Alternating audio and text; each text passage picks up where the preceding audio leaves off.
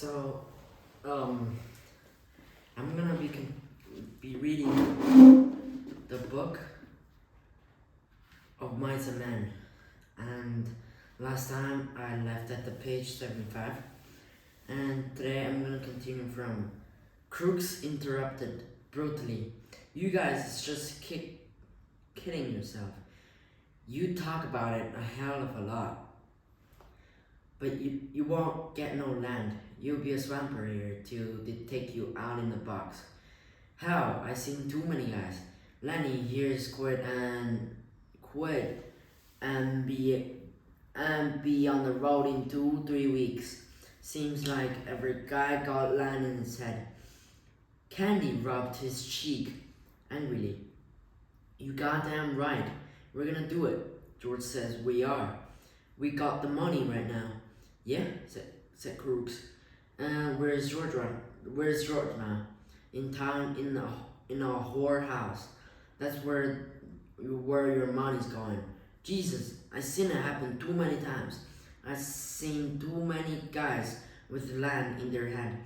They never get none under their hand. Candy cried. Sure, they all want it. Everybody wants a little bit of land, not much. Just something that was his. Was his. Something he could live on, and there couldn't nobody throw him off of it. I never had done. I planted groups for damn near everybody in the state, but they wasn't my groups. And when I harvested them, it wasn't none of my harvest. But we're gonna do it now, and don't make no mistake about that. George ain't got the money in town. That money's in bank. Me and Lenny and George, we're gonna have a room to ourselves. We're gonna have a dog and Robin and chickens. We're gonna have a green corn and maybe a cow or a goat. He stopped, overwhelmed with his picture. Crooks asked, you say you got the money? Damn right, we got most of it. Just a little bit more to get. Have it all in 1 month. George got the land all picked out too. Crooks reached around and explored his spine with his hand. I never seen a guy really do it, he said. I seen guys nearly crazy with loneliness for land, but every time a whorehouse or a blackjack game took what it takes, he hesitated. If you guys want a hand to work for nothing, just keep. Why I'd come and lend a hand? I ain't no crippled and I can't work like a son of a bitch if I'd want to. Any you boys seen Curly? They swung their heads toward the door. Looking in was Curly's wife. Her face was heavily made up. Her lips were slightly parted. She breathed strongly, as though she had been running. Curly ain't been here, Candy said sorely.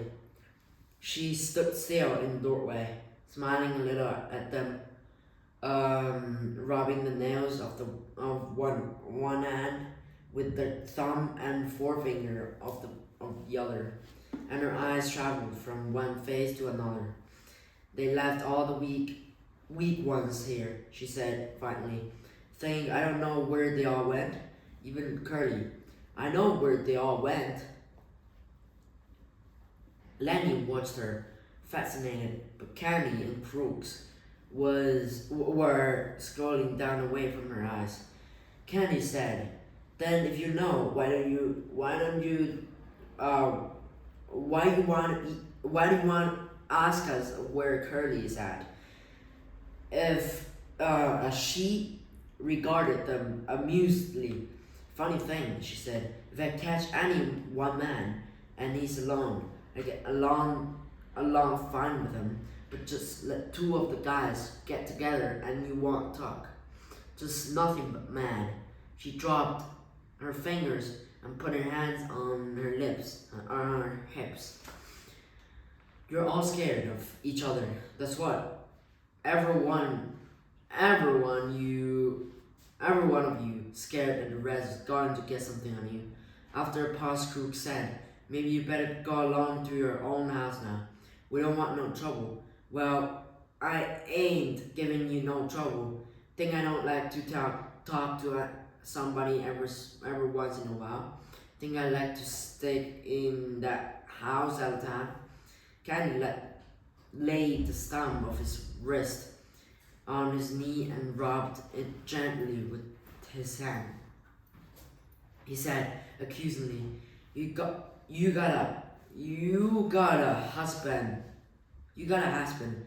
You got no call fooling around with other guys, causing trouble." The girl flared out. "Sure, I got a husband. You ought seen him, swell guy, and he spends all the time saying what he's gonna do to guys he don't like, and he don't like nobody. Think I'm gonna stay in that 2x4 house and listen how Curdy's gonna lead with his left twice, and then being old right cross. 1-2 he says, just the old one. 2 and how he'll go down." She paused and her face lost its sullenness and grew interested. "Say, what happened to Curry's hand?" There was an embarrassed silence. Candy stole a look at Lenny. Then he coughed.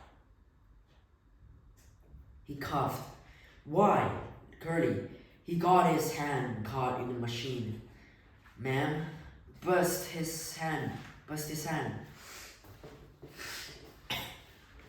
She watched for a moment, and then she laughed.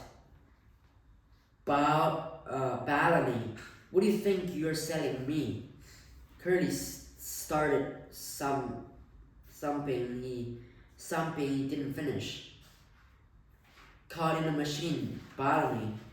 Why, he ain't give nobody the good old one too since he got his band bust." "Who bust him?" Candy repeated sullenly. "Got it caught in the machine." "All right," she said contemptuously. "All right, cover him up if you want. What I care.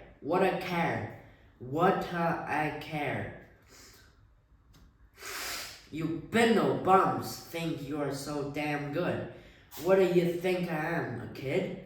You tell you I could have went with shoes, not just one neither. And a guy told me he could put me in pictures." She was breathless with indignation. Saturday night, everybody out doing some pain. Everybody. And what am I doing? Standing here talking to a bunch of Bino stiffs, an N-word and a dum-dum, and a loosey old sheep, and like him because they ain't nobody else. Larry watched her, his mouth half open. Krug sat retired into terrible protective dignity of the Negro. But a change came over old Candy. He stood up suddenly and knocked his nail keg over backward. "I had enough," he said angrily. "You ain't wanted here. We told you you ain't. And I tell you, you got floozy ideas about what us guys amounts to. You ain't got sense enough in that kitchen head to even see that we ain't stiffs. Suppose you get us canned. Suppose you do. You think we'll hit the highway and look for another loosey 2-bit job like this. You don't know what we got our own ranch to go to, and our own house. We ain't got to stay here. We got a house and chickens and fruit trees and a place 100 times prettier than this. And we got friends. What we got? That's what we got. Maybe there was a time when we was scared of getting canned, but we ain't no more. We got our own land, and it's ours. And we couldn't do it. We couldn't go to it. Curly's wife laughed at him. Violently, he said, I seen too many of you guys. Too many of you guys. If you had 2 bits in your world, why you'd be in getting 2 shots of corn with it and sucking the bottom of the glass. I know you guys. Candy's face had grown redder and redder, but before she was done speaking, he had control of himself. He was the master of the situation. I might have knew. He said gently, maybe you just better go along and roll your hoop. We ain't got nothing to say to you at all. We know what we got, and we don't care whether you know it or not. So maybe you better just scatter along now. Cause Curly maybe ain't gonna like his wife out in the barn with those spindle sticks. She looked from one face to another, and they were all closed against her. And she looked longest at Lenny until he dropped his eyes in embarrassment. Suddenly she said, where do you get them bruises on your face? Lenny looked up guiltily. Who, me? Yeah, you. Lenny looked Candy for help, and then he looked at his lap again. He got his hand caught in a machine. He said, Curly's wife laughed. Okay, machine, I'll tell you later. I'll talk to you later. I like machines. Candy broke in. You let this guy alone? You let this guy alone. Don't you do no messing around with him. I'm gonna tell George what you says. George won't have you messing with Lenny. Who's George? She asked. The little guy you come with. Lenny smiled happily. That's him, he said. That's the guy, and he's gonna let me tend the rabbits. Well, if that's all you want, I might get a couple rabbits myself. Crooks stood up from his bunk and faced her. I had enough, he said coldly. You got no rabbits coming in a colored man's room. You got no rice messing around in here at all. Now you just get out and get out quick.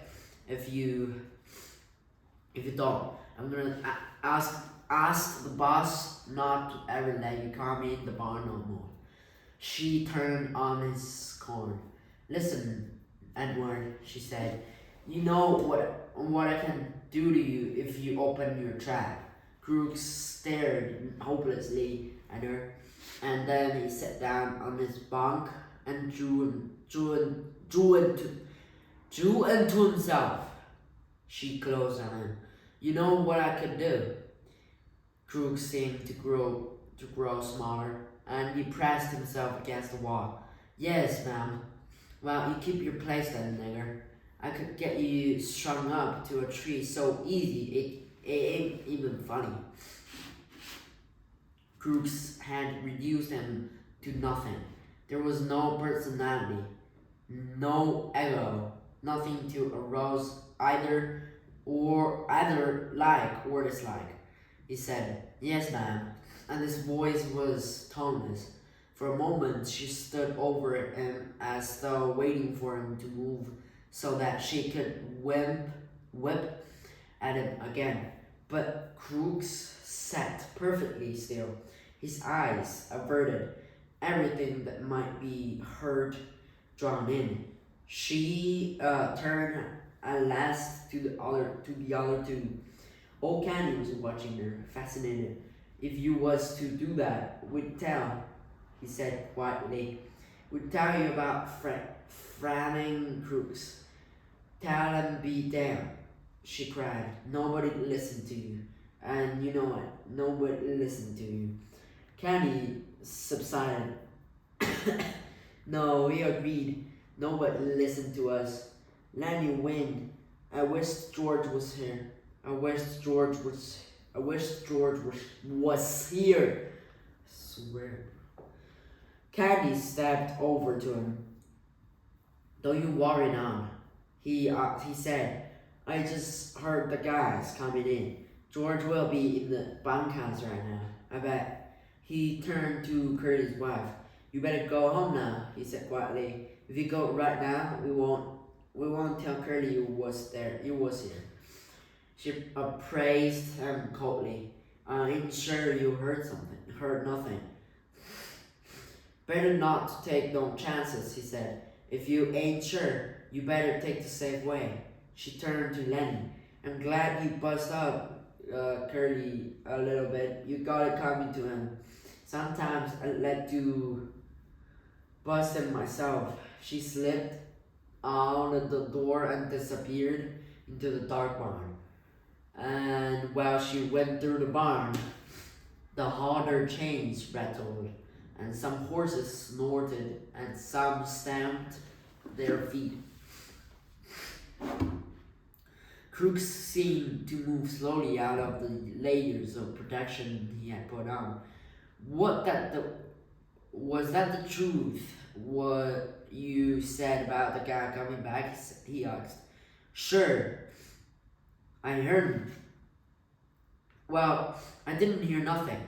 The gate banged, Candy said, and he went on. Jesus Christ, Curly's wife can move quiet. I guess she had a lot of practice though. Crooks avoided the whole subject now. Maybe you guys better go, he said. I ain't sure I want you in here no more. A colored man got to have some rights even if he don't like them. Candy said, that bitch didn't oughta have said that to you. It wasn't nothing, Crooks said. Dilly. You guys coming in and saying made me forget. What she says is true. The horses snorted out in the barn, and the chains ran, and a voice called, "Lenny, oh Lenny, you in the barn? It's George." Lenny cried, and he answered, "Here, George, I'm right here. I'm right in here." In a second, George stood framed in the door, and he looked disapprovingly about. What are you doing in Crook's room? You hadn't ought to be in there.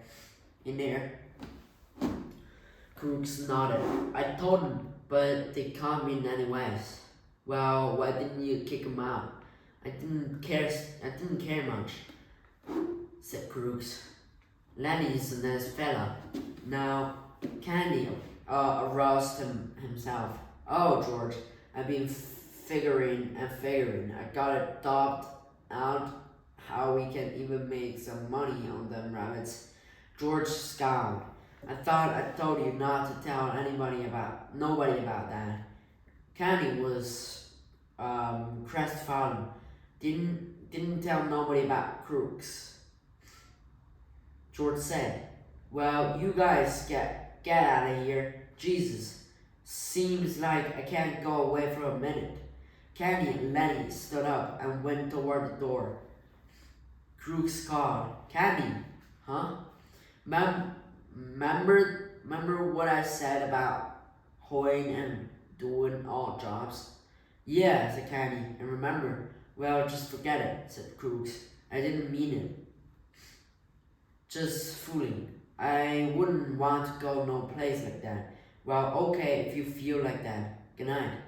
The three men went out of the door. As they went through the barn, the horses snorted and the halter chains rattled. Crooks sat on his bunk and looked at the door for a moment, and then he reached for the liniment bottle. He pulled out his shirt in bag, poured a little liniment in his pink palms, and reaching round, he fell slowly to rubbing his back. Right, that's for today, and next time I'll continue reading page 83. So, goodbye.